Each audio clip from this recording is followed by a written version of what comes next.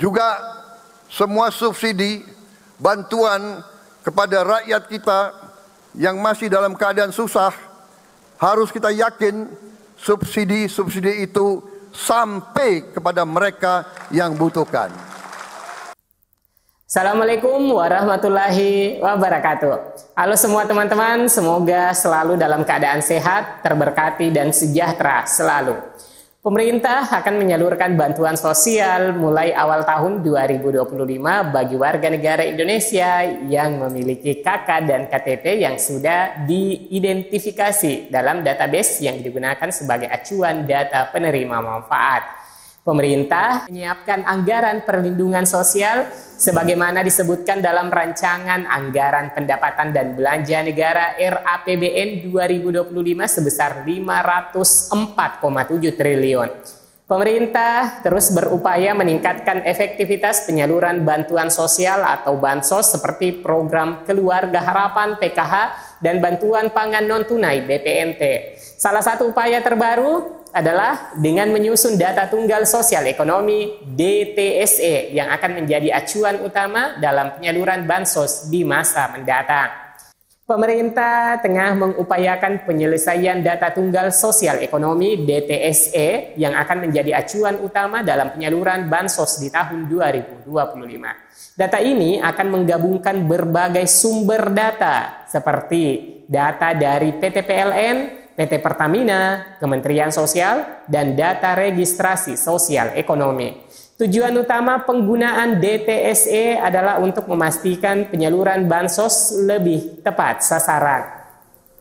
Dengan data yang lebih akurat dan terintegrasi, pemerintah dapat mengidentifikasi keluarga penerima manfaat yang benar-benar membutuhkan bantuan. Selain itu, DTSE juga diharapkan dapat meningkatkan efisiensi dan transparansi dalam penyaluran bantuan sosial.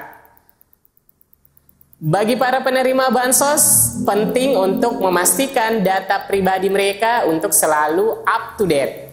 Jika ada perubahan data, seperti pindah rumah atau perubahan nomor rekening, segera laporkan ke pihak terkait agar tidak terjadi kesalahan dalam penyaluran bansos.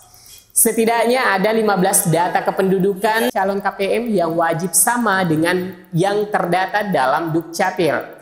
Perbedaan data dengan dokumen KK maupun KTP itu menjadi penyebab warga tidak dapat bantuan sosial. Yaitu yang pertama, nomor kartu keluarga.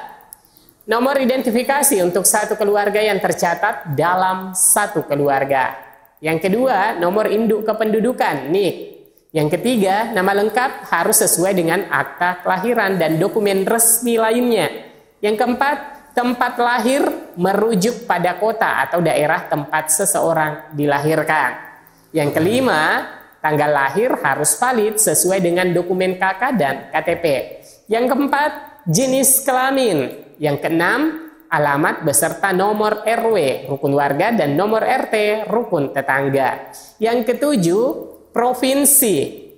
Yang kedelapan, nama kabupaten kota. 9, kecamatan. 10, nama desa kelurahan. 11, status kawin. Status perkawinan seseorang, apakah sudah menikah, belum menikah, cerai hidup, atau cerai mati. 12, jenjang pendidikan. 13, jenis pekerjaan. 14, status hubungan dalam keluarga. 15, nama ibu kandung. Nah, nama ibu kandung seseorang itu digunakan untuk keperluan administrasi, utamanya dalam verifikasi rekening bank, untuk bansos dan lain-lainnya. Bagi warga negara Indonesia yang menjadi sasaran bantuan sosial, data kependudukan ini menjadi sangat penting karena semua bansos pemerintah menggunakan data kependudukan yang valid sebagaimana pada kartu keluarga dan KTP sebagai dokumen resmi warga negara termasuk dalam penerimaan bansos. Pemerintah terus berupaya meningkatkan kualitas program bantuan sosial melalui berbagai inovasi. Salah satunya adalah dengan menggunakan data tunggal sosial ekonomi dan data kependudukan calon keluarga penerima manfaat atau KPM bantuan sosial. Nah, data kependudukan calon KPM harus padan 100% dengan yang terdata dalam Direktorat Jenderal Kependudukan dan Pencatatan Sipil atau Dukcapil. Di tahun 2025, pemerintah memberikan bantuan sosial kepada keluarga yang menjadi sasaran yang memiliki data kependudukan yang valid sesuai Dukcapil dan sinkron dengan data yang digunakan dalam penyaluran bansos seperti data DTKS ataupun data DTSE. Dan pemerintah menyiapkan skema bansos sesuai dengan tingkatan desil atau perankingan sesuai status sosial ekonomi. Nah, terdapat 5 bansos yang disiapkan bagi mereka yang sudah terdaftar dalam data DTKS maupun DTSE di tahun 2025 dan pencairannya mulai Januari 2025. Yaitu yang pertama teman-teman, bansos bantuan makan siang bergizi gratis. Nah, program makan siang gratis ini dirancang untuk menjangkau seluruh siswa dari PAUD hingga SMA di Indonesia.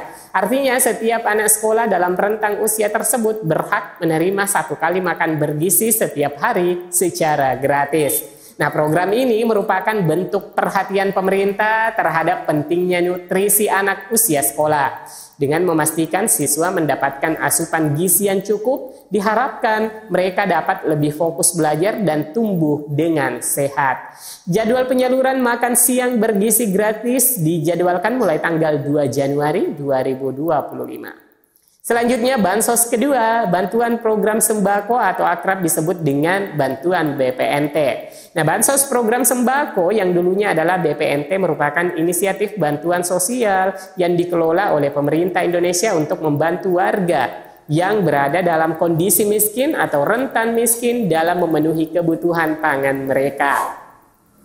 Kriteria penerima bansos BPNT adalah warga negara Indonesia atau WNI yang memiliki identitas resmi seperti kartu keluarga dan kartu tanda penduduk (KTP).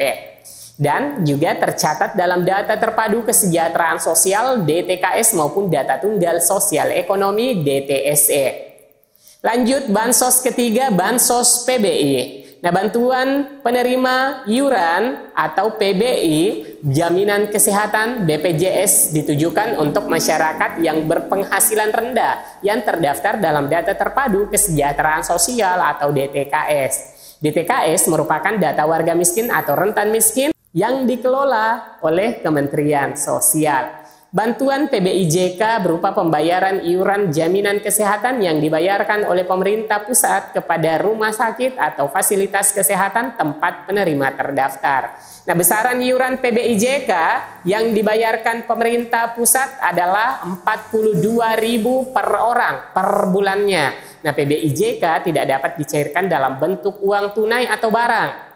Selanjutnya, bansos keempat teman-teman, bantuan PKH, program Keluarga Harapan. Nah, PKH ini merupakan program bantuan sosial yang diatur dalam Peraturan Menteri Sosial Republik Indonesia Nomor 1 Tahun 2018. PKH adalah program pemberian bantuan tunai bersyarat yang diberikan kepada keluarga penerima manfaat atau KPM dengan tujuan untuk mengurangi kemiskinan dan meningkatkan kualitas hidup masyarakat. Menurut Peraturan Menteri Sosial Nomor 1 Tahun 2018, PKH ditujukan untuk keluarga miskin dan rentan yang memiliki anggota keluarga, ibu hamil dan atau menyusui, anak usia sekolah 5 hingga 21 tahun, dan atau anggota keluarga yang lanjut usia atau memiliki disabilitas berat dan permanen. Nah, persyaratan untuk menjadi penerima PKH antara lain berstatus sebagai warga negara Indonesia, memiliki kartu keluarga sejahtera KKS dan terdaftar dalam data terpadu kesejahteraan sosial atau DTKS, juga berada dalam kondisi sosial ekonomi miskin dan rentan, serta memiliki anggota keluarga seperti yang disebutkan tadi, memiliki kategori PKH. Selanjutnya teman-teman, bantuan yang akan cair juga adalah bantuan KIP atau PIP, Program Indonesia Pintar. Nah, Program Indonesia Pintar PIP bertujuan untuk membantu biaya personal pendidikan peserta didik dalam rangka meningkatkan akses bagi anak usia 6 tahun sampai dengan 21 tahun untuk mendapatkan layanan pendidikan sampai tamat di satuan pendidikan menengah untuk mendukung pelaksanaan pendidikan menengah universal atau rintisan wajib belajar 12 tahun.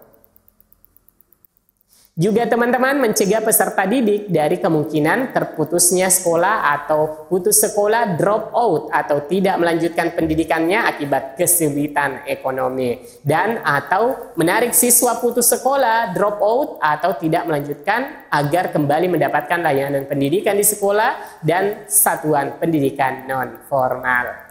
Oke teman-teman, itulah jenis 5 bansos yang disiapkan oleh pemerintah bagi warga negara pemilik KK dan KTP yang bisa mendapatkan 5 bantuan sosial mulai awal tahun 2025.